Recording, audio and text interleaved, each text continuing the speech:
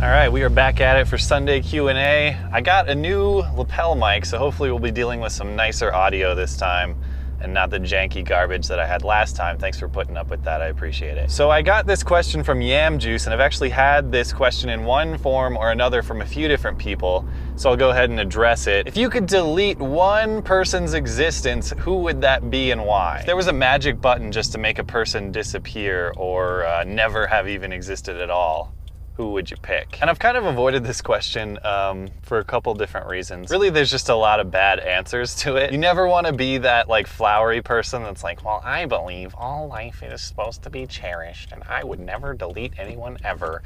Yeah, okay. And then the other tricky part is actually that my sincere answer would probably be some people that I know in my life personally, people that have had really negative consequences in my life that I just wish never would have happened. You can't really go that route because you don't really know what eyes and ears are on your video. But then the other problem with this question is if you pick a broad historical figure, it's so generic. It's like, I'd delete Hitler because he's the mean guy, or you know, I'd delete Bin Laden because he's a big jerk, or oh man, I'd get rid of David Vonderhaar because he made my quick scope quad feeds difficult. Nobody cares about that. So rather than actually address this question seriously, I'm gonna kind of answer it with a question. I'm gonna flip it a little bit, and I'm gonna ask you, if you could erase a person from history, do you think it would matter? This is actually a debate to some degree among historians. Was the Holocaust, for example, solely attributable to Hitler? If we lived in a world where Hitler never existed, might the Holocaust have happened anyway? We can make a good argument that post-World War I Germany was a place and had conditions ripe for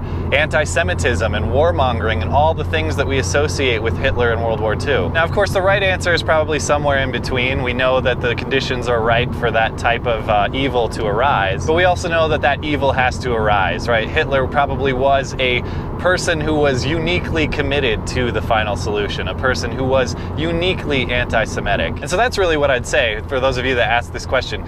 Be careful in thinking that deleting or eliminating a person would actually make as big of a difference as you think it would, whether in the broad historical context or whether in the day-to-day interactions of your personal life. Foxman's riding his trolley train and he asks me how excited I am for Destiny Year 2. Very, because nobody's going to be playing that garbage anymore. On the last Q&A, Idiosyncrasy left me this very well thought out, detailed question about racism as a learned behavior, and because it's a learned behavior, we could theoretically educate people out of it. And he makes an analogy to religion as a learned behavior, and if they're both learned behaviors, and if we grant the premise that they're both declining, and that's probably debatable to be honest. I know in the United States religious persuasion is on the decline, and we would probably say that racism is on the decline, although not everyone would agree. But I don't know if that's true worldwide or not. In any case, asking which one of those is likely to disappear first, that is some heavy speculation with weight I just don't think I can lift, to be honest. So I'm going to modify your question just a little bit and answer it with which one would I like to see disappear first. Now, you know, if you've seen some of my videos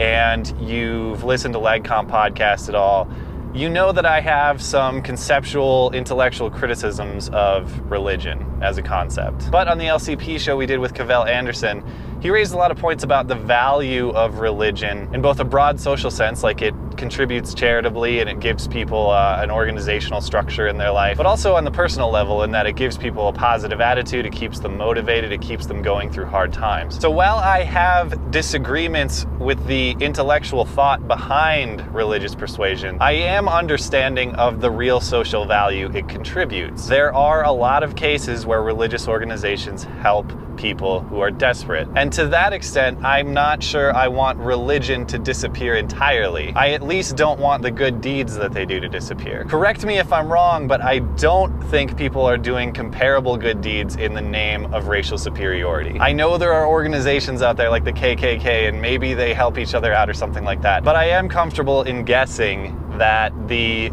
contributions made to society as a whole by churches are greater and are of more value than contributions made by racist societies. So to your question, yeah, they're both declining and maybe they'll kind of go hand in hand together, but there are elements of religion that I sure would like to see stick around. Fuck, marry, kill between Frito, Eddie, and the Schwantz. Honestly, I could be persuaded to kill Frito outside of this context anyway, so he's gone. I've never banged a ginger, let alone one with such sexual expertise, so Eddie, cuddle up. And so I'm gonna marry the Schwantz, but that's not because he's the last one left over. If I'm gonna live with any one of them for a very, very long time, it's gonna be the Schwantz. He's a very fun guy, always upbeat, and I think we are the least likely to argue. I do admire that about the Schwantz. He's very smart and he's very well reasoned, but he's also very accommodating to those with whom he disagrees. And not everything has to end up in a fight. I got a question from Pringer S asking if there's a quote that I will stand by for the rest of my life. And I've already talked about it before. It's not so much of a quote as it is a concept. It's not necessarily a quote by Socrates, but it's about Socrates. And you'll see it in various forms depending on translation and depending on the source. But the idea is the only reason Socrates was wise is because he knew that he was unwise. And I've talked about this in a previous video. The value of the statement, I don't know. Because I don't know about you, but when I was growing up in school, it seemed like everyone was always afraid to say, I don't know. Like they were afraid to look stupid or something like that. When in fact, it's one of the best phrases you can use. Because it shows humility and it shows self-awareness. You don't want to be one of those people that makes claims about yourself that just obviously aren't true. But the great part about the phrase, I don't know, is it leads to inquiry and it leads to innovation. And inquiry and innovation are some of the best powers that we as humans have. I will bet you that the statement, I don't know, has been behind a good amount of the greatest inventions we've ever seen. Hey, look at that bird in the sky. How do you suppose it flies like that? I don't know. Let's find out. Hey, do you think these two computers in different places across the globe could actually communicate with one another? I don't know. Let's find out. Hey, do you think it'd be possible for two Xbox Ones to exchange text messages with a speed that's comparable to a 2005 Nokia brick phone? Well, some questions, I suppose, are just meant to be unanswerable. Anyway, thanks for listening and for submitting questions. I hope you're enjoying this new series. I do appreciate the opportunity to interact with you. And remember, if you've got questions, go ahead and ask down below or on Twitter at @skag_3. The health of the series is going to depend on the questions asked. So thanks for the visit. We'll see you again soon. Okay, bye.